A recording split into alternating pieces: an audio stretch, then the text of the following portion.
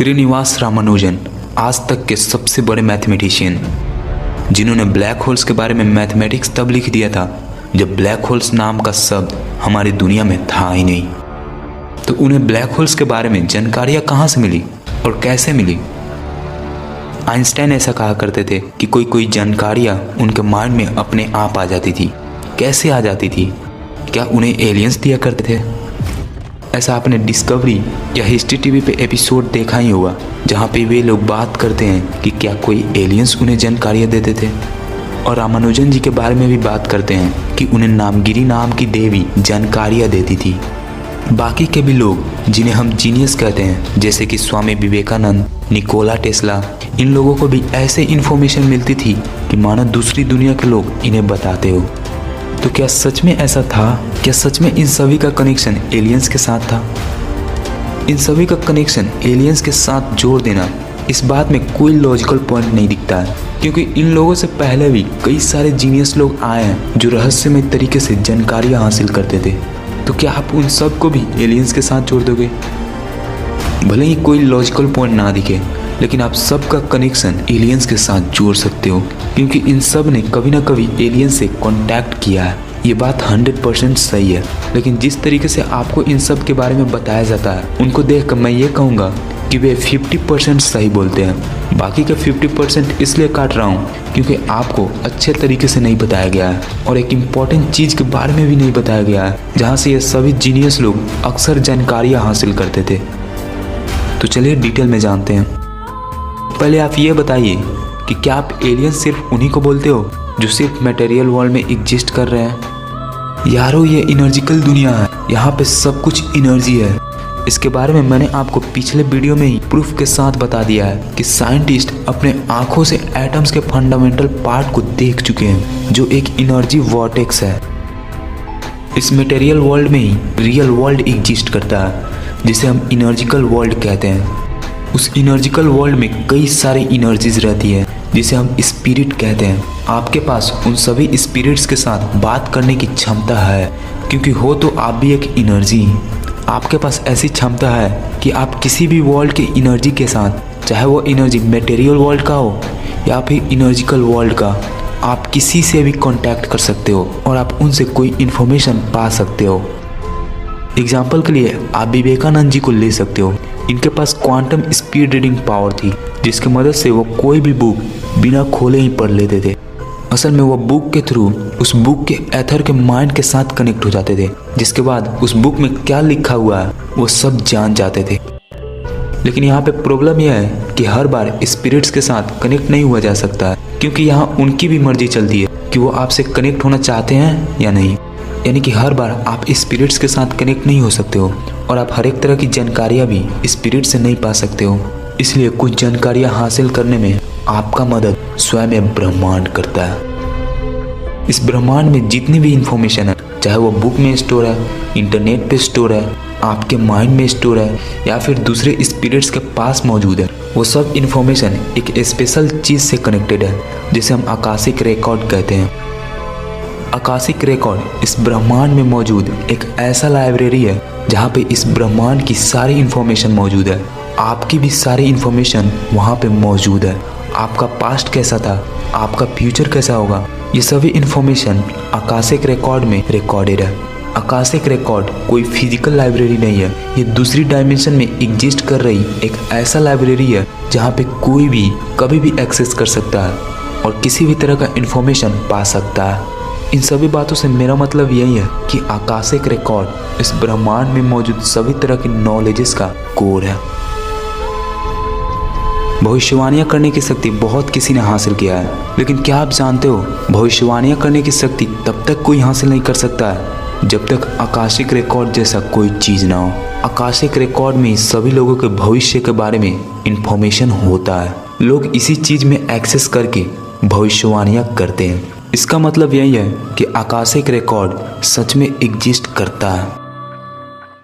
Srinivas Ramanujan, Einstein, Nikola Tesla और स्वामी विवेकानंद जैसे genius लोग आकाशिक रिकॉर्ड को एक्सेस करते थे। कोई सपने के थ्रू आकाशिक रिकॉर्ड से कनेक्ट हो जाते थे, तो कोई कॉन्शियस रहकर यानी कि अपने मर्जी से जब चाहे तब कनेक्ट हो जाते थे। साथ में इन्होंने कभी न कभी स्पिरिट्स के थ्रू भी जानकारियाँ हासिल की है। ऐसा किसी ने जाने अनजाने में किया है तो किसी ने कॉन्शियस रह कर भी किया है। चलिए अब अपनी बात करते हैं कि आप कैसे आकाशिक रिकॉर्ड को एक्सेस कर सकते हो। जैसा कि आप जानते हो, आकाशिक रिकॉर्ड कोई फिजिकल एंटिटी नहीं है, ये दूसरी डायमेंशन की चीज़ है। इसलिए अगर आप दूसरी डायमेंशन में एंटर करना चाहते हो, आकाशिक रिकॉर्ड तक पहुंचना चाहते हो, तो आपको अपनी पीनियल ग्लैंड को एक्टिवेट करना होगा, क्योंकि पीनियल ग्लैंड ही हमें दूसरी डायमेंशन में एंटर करने की शक्ति देता है। तो अगर आप कॉन्शियस रहकर आकाशिक रिकॉर्ड में एक्सेस करना चाहते हो तो आपको अपना पीनियल ग्लैंड एक्टिवेट करना होगा। जब आपका पीनियल ग्लैंड एक्टिवेट हो जाएगा तो आप जब चाहो तब इस मेथड का यूज करके आकाशिक रिकॉर्ड तक पहुंच सकते हो।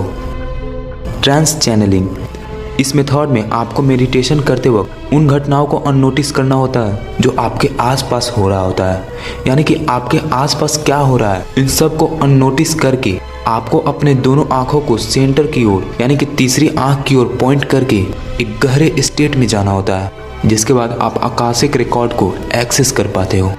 अगर हम रामानुजन जी की बात करें तो ये कभी कभी सपने के थ्रू आकाशिक रिकॉर्ड में एक्सेस कर जाते थे, लेकिन साथ में कॉन्शियस रहकर भी एक्सेस कर जाते थे। वो जब भी मैथ का कोई प्रॉब्लम देखते थे तो उसका सलूशन आंख बंद करके सोचने लगते थे। उस वक्त उनका दोनों आंख सेंटर की ओर फोकस करने लगता था। वो फोकस करते करते इतनी गहराई में चले जाते थे कि प्रॉब्लम का सलूशन उनके थर्ड आई के सामने डिस्प्ले हो जाता था। निकोला टेस्ला भी कुछ ऐसे ही जानकारियाँ हासिल करते थे। 1896 में स्वामी विवेकानंद वेस्ट की ओर गए थे। तब उस वक्त निकोला टेस्ला और विवेकानंद जी का मुलाकात हुआ था। उस वक्त स्वामी विवेकानंद निकोला टेस्ला को प्राण और आकाश यानी कि ईथर एलिमेंट के बारे में कुछ बताए थे। इसके बारे में जानकर निकोला टेस्ला बहुत इंस्पायर्ड हो गए थे। इसके बाद वह आध्यात्मिक विज्ञान में इंटरेस्ट दिखाने लगे, जिसकी वजह से इस यूनिवर्स के बारे में उनकी ज़्यादा बढ़ गई। ये सभी बातें उनके ऑटोबायोग्राफी में लिखी हुई है। उन्होंने ये भी बताया है कि टीनेज के वक्त वो अपनी लाइफ के उन घटनाओं को देख पाते थे जो हो चुका था और जिसके बारे में उनको ठीक से याद भी नहीं था। उन्होंने ये भी बताया कि अपने लाइफ में वो जब भी कोई प्रॉब्लम फेस करते थे तो उसका सलूशन विजन्स के थ्रू पा लेते थे। और साथ में उन्होंने ये भी कहा है कि वो सिर्फ किसी चीज़ का नाम सुनकर उसके सारे इन्फॉर्मेशन को एक्सेस कर पाते थे। उनसे जब पूछा जाता था कि आप ये सब कैसे कर लेते हो तो वे ये बोलते थे,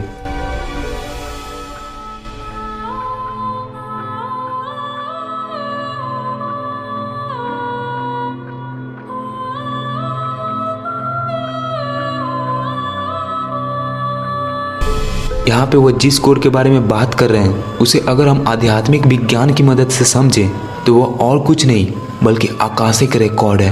आकाशिक रिकॉर्ड से ही हम नॉलेज लेते हैं और नॉलेज से ही स्ट्रेंथ और इंस्पिरेशन मिलता है। अब आप ये जरूर सोच रहे होंगे कि आइंस्टाइन, निकोला टेस्ला ये लोग तो मेडिटेशन नहीं किया करते थे, तो इनकी पीनियल ग्लैंड कैसे एक्टिवेट हो गई और ये आकाशिक रिकॉर्ड को कैसे एक्सेस करने लगे?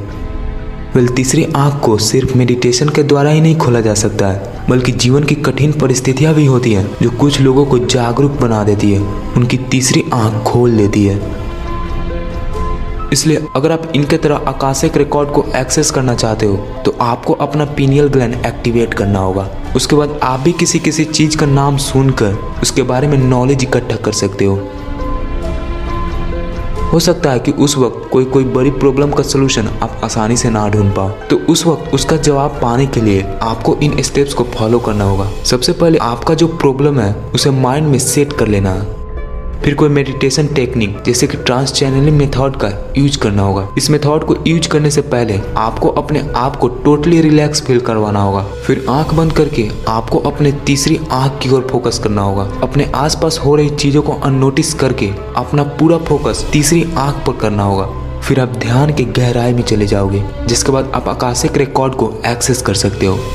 अगर आपको ऐसा लगता है कि आपका पीनियल ग्लैंड थोड़ा सा भी एक्टिवेट है तो आकाशिक रिकॉर्ड में एक्सेस करने के लिए आप अभी भी उन स्टेप्स को फॉलो कर सकते हो।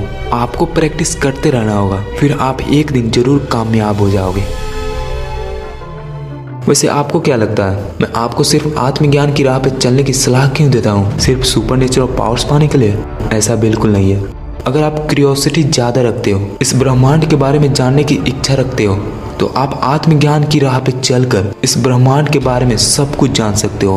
पूरे ब्रह्मांड को जानने का रास्ता आपके अंदर छिपा हुआ है। इसलिए तो ऐसा कहा जाता है कि अगर आप भगवान को ढूंढोगे तो वे आपको नहीं मिलेंगे, लेकिन अगर आप अपने आप को ढूंढते हो, अपने आप को डिस्कवर करने लगते हो, तो आपको भगवान मिल जाते हैं। आत्मज्ञान का रास्ता एक ऐसा रास्ता होता है जिस पर चलकर आप जो चीज चाहो वो पा सकते हो। चालाक और बुद्धिमान बनना चाहते हो, इस राह पे चलकर बन जाओगे। अपने माइंड को कई गुना शार्प करना चाहते हो, आप ये भी कर पाओगे। इस राह पे चलकर आप भगवान भी बन जाओगे, यानी कि यूनिवर्सल कॉन्शियसनेस में घुल जाओगे।